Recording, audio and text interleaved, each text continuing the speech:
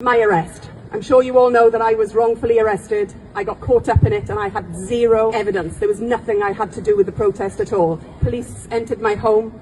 They arrested me, took me away in handcuffs, took me to Swansea police station for 5 hours, transferred me to Bristol overnight, re-arrested me under the Terrorism Act the next day and took me to Newbury, and a long story short, they kept me for 5 days before they released me without charge, without an apology and without any of my belongings. They have 3 laptops, 3 phones, all of my clothes and my earrings. They've never been seen since. I've tried complaining to the police that it's theft. It's falling on deaf ears. Apparently the police no longer have it. The message here is, it can happen to us all. After all, I'm white, privileged, middle-aged and boring.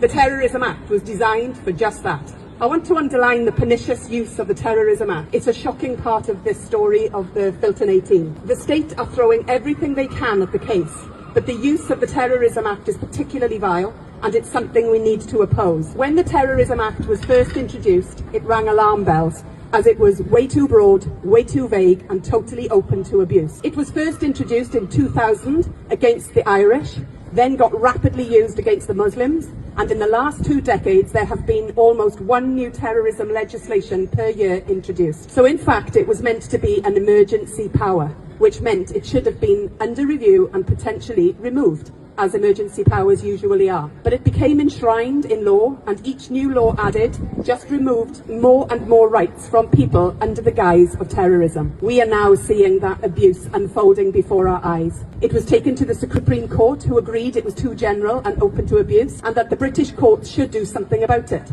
Nothing changed. In fact, if anything, the legislation has made it easier to describe something as terrorism. This is something we all need to be aware of and fight.